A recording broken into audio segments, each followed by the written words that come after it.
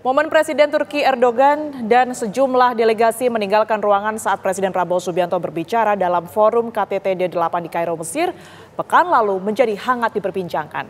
Kementerian Luar Negeri pun merespon bahwa sesuai kebiasaan yang berlaku di forum internasional, setiap delegasi berhak menentukan kapan ketua delegasinya duduk di kursi delegasi atau meninggalkan ruangan.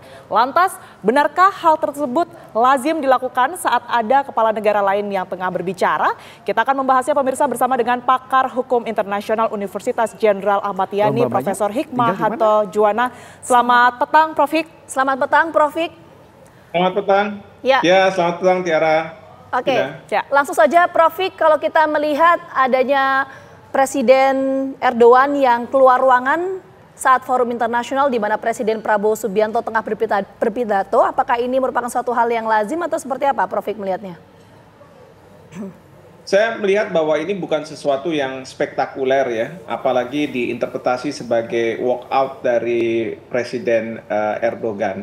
Kenapa? Ada 3 hal. Pertama adalah pada waktu Presiden Erdogan bangkit dan kemudian menuju keluar, berada di belakang Pak Prabowo, Presiden kita.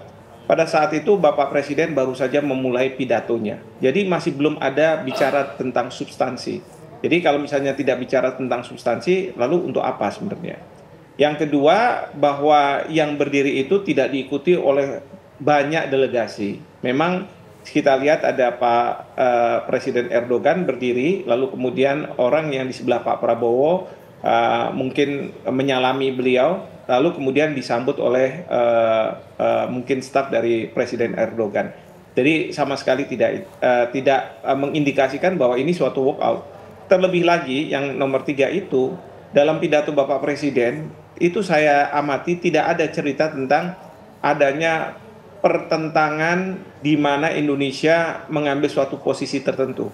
Kita tahu bahwa di Suriah, setelah Bashar al-Assad keluar dari Suriah, itu kan ada pertentangan antara Turki dan Iran. Ya, Turki dan Iran. Karena Bashar al-Assad mendapat dukungan dari Iran, sementara Turki masuk karena ingin mendorong pemberontak untuk bisa menguasai kepemimpinan dari Suriah. Nah, kalau dalam konteks seperti itu dibicarakan oleh Pak Prabowo dan Pak Prabowo mungkin ya berpihak kepada Iran, ya pantas kalau misalnya Presiden Erdogan akan keluar. Tetapi dalam pidato dari Bapak Presiden tidak ada sama sekali indikasi yang mengarah ke sana. Justru Pak Presiden mengatakan bahwa rakyat negara-negara Muslim harus bersatu untuk membantu Palestina. Ya, kalau misalnya kita semua bertentangan satu dengan dan yang lainnya sehingga terjadi pelemahan terhadap diri kita sendiri, bagaimana kita bisa membantu Palestina. Nah, ini yang disampaikan oleh beliau. Seperti itu. Baik, artinya memang apa yang dilakukan oleh Presiden Erdogan ini lazim tanpa adanya makna tertentu yang bisa diartikan dari pihaknya untuk meninggalkan ruangan tersebut. Begitu, Prof. Hik? Betul sekali, ya. Oke, Prof. Hik, kalau kita melihat juga, Prof. Hik, ini kan yang disampaikan oleh Presiden Prabowo Subianto adalah soal perdamaian negara Muslim untuk kemerdekaan Palestina. Dengan apa yang disampaikan oleh Presiden Prabowo Subianto di forum internasional ini, apakah artinya Presiden Prabowo Subianto ingin memberikan pesan bahwa Indonesia ingin menjadi katalisator yang dapat mempersatukan konflik di Timur Tengah, salah satunya soal Palestina? Pesan itu ingin disampaikan, Prof. Hik, atau seperti apa?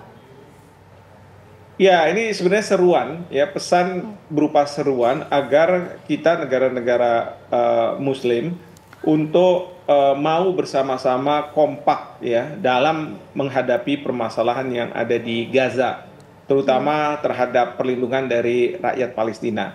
Karena mungkin Bapak Presiden tahu juga bahwa terkait dengan Palestina merdeka, ini ada 2 pandangan.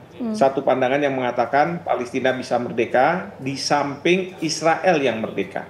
Jadi two-state solution, termasuk Indonesia masuk dalam kategori ini. Tetapi ada negara Islam, khususnya Iran, yang menghendaki agar Palestina merdeka itu tanpa kehadiran dari Israel. Jadi Israel harus keluar dari tanah Palestina. Dan ini yang menjadi pertentangan. Bahkan di Palestina sendiri itu ada Hamas dan Fatah. Fatah yang setuju dengan two-state solution, sementara Hamas yang tidak menghendaki adanya Israel ketika Palestina merdeka. Nah, mereka pun keberadaannya di dua tempat yang relatif berbeda. Satu di tepi barat, yang satunya lagi adalah di Gaza.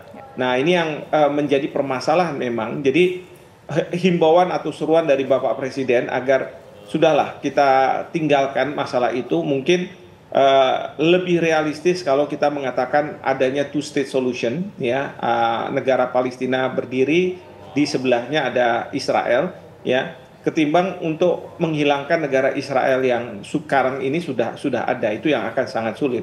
Mungkin himbauan seperti itu yang Bapak Presiden ingin sampaikan, sehingga kita bisa benar-benar membantu rakyat Palestina. Yang terpenting itu adalah bukan ego dari para pemimpin atau kepentingan politik dari para pemimpin, tetapi yang kita harus lihat adalah rakyat Palestina. Ya, kita bisa menyaksikan bagaimana rakyat Palestina itu membutuhkan makanan, membutuhkan obat-obatan, ya, membutuhkan dihentikannya serangan dari Israel ke Gaza. Nah, ini yang dibutuhkan oleh rakyat Palestina, dan kita tahu bahwa Israel tidak akan menghentikan serangan itu dan bahkan melakukan genosida, mengarah kepada genosida, untuk memastikan agar tidak ada serangan dari Gaza ke Israel. Karena menurut Israel mungkin pejuang-pejuang sekarang Hamas masih melakukan serangan ke Israel, dan dia ingin menghilangkan pejuang-pejuang itu, termasuk juga anak-anak kecil yang suatu hari nanti bisa menjadi pejuang, bahkan perempuan yang bisa melahirkan para pejuang-pejuang ini, untuk memastikan bahwa tidak akan ada lagi serangan dari Gaza ke Israel. Nah, inilah yang mungkin himbauan dari Presiden kita, agar kita realistis. Kita realistis melihat fakta di lapangan, di mana rakyat Palestina yang menjadi korban dari semua ini, dan kita harus bantu mereka, dan kita harus berpihak pada mereka. Karena beliau juga mengatakan hak asasi manusia yang selama ini didengung-dengungkan, bahkan diceramahkan oleh negara-negara barat kepada negara-negara berkembang termasuk ke Indonesia, adalah bukan berpihak pada kita, itu berpihak pada negara-negara barat. Jadi mulai dari sekarang stop, kita sudah tidak perlu lagi dengar ceramah-ceramah dari negara-negara seperti Amerika Serikat, Inggris, dan lain sebagainya. Kalau kita bicara hak asasi manusia, kita paling tahu hak asasi manusia di negara-negara Indonesia maupun negara-negara Islam. Artinya kemerdekaan Palestina menjadi harapan kita bersama. Semoga ini juga bisa segera terrealisasi, bermula dari apa yang disampaikan oleh Presiden Prabowo Subianto. Ya, betul sekali. Terima kasih sekali lagi Prof. Hikmahanto Juwana telah memberikan perspektifnya bersama kami di Kabar Petang. Sehat selalu, Prof.